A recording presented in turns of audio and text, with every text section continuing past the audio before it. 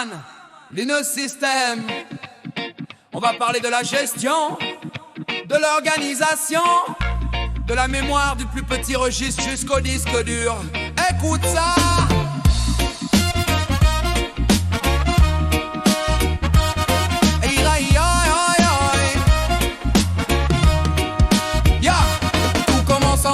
Pyramide, une question de vitesse. Les registres sont dans le processeur, c'est la haute altesse. Ils sont rapides, très chers, mais y en a pas beaucoup. Juste en dessous, le prix descend et la capacité prend le coup. C'est un compromis entre la performance et le coût du système. Plus on s'éloigne du CPU, plus le temps s'étire, pas de problème. C'est la gestion de la mémoire sous le soleil de Linux. Du cache à la RAM, c'est un flux, c'est un luxe. Partager l'espace entre les processus, c'est la mission. Pour une exécution optimale, c'est la bonne vibration.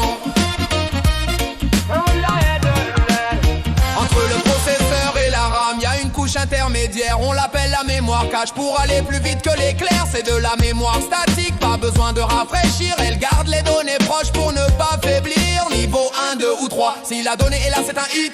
Sinon c'est un miss, c'est vers la RAM on s'agite. Voici la RAM, la mémoire centrale, dynamique et vivante. Elle doit être rafraîchie sinon la donnée est manquante. Le gestionnaire de mémoire c'est lui le grand patron. Il alloue l'espace, protège les zones, quelle organisation. Il se montre l'adresse pour le code, la pile et les données, pour que chaque processus reste bien isolé. C'est la gestion de la mémoire sous le soleil de Linux. Du cache à la RAM, c'est un flux, c'est un luxe. Partager l'espace entre les processus, c'est la mission. Pour une exécution optimale, c'est la bonne vibration. Mais la RAM est trop petite pour tous les programmes du monde. Alors on crée l'illusion avec la mémoire virtuelle qui abonde. Adresse logique pour le soft, physique pour la puce. C'est la même U qui traduit, qui fait le terminus. Elle combine la RAM et le disque pour un espace plus grand. Une illusion parfaite pour l'utilisateur, c'est bluffant. On ne charge pas tout d'un coup, on découpe en pages des blocs de 4 pauses, c'est le découpage sage. La table des pages nous dit si c'est en RAM ou pas. Si le bit de validité est faux, c'est un page fraude mon gars. Le noyau se réveille, va chercher la page sur le disque dur. Pendant ce temps le processus attend, c'est la procédure. Aïe aïe aïe. Quand la mémoire est pleine, faut faire de la place. Le swapping arrive, les inactifs perdent la face. On les envoie sur le disque dans une partition dédiée pour libérer la RAM et laisser les autres travailler. FIFO ou Alolu, l'algorithme doit choisir qui part. La page la moins utilisée retourne dans le brouillard.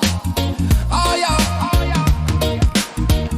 Si tu veux voir ce qui se passe dans le système, ouvre ton terminal, pas de dilemme. Tape free ou vemsta pour voir les octets danser. Regarde mon info pour tout analyser. Avec stop, tu verras qui consomme le swap. Gère ton swappiness et le système sera au top, yeah.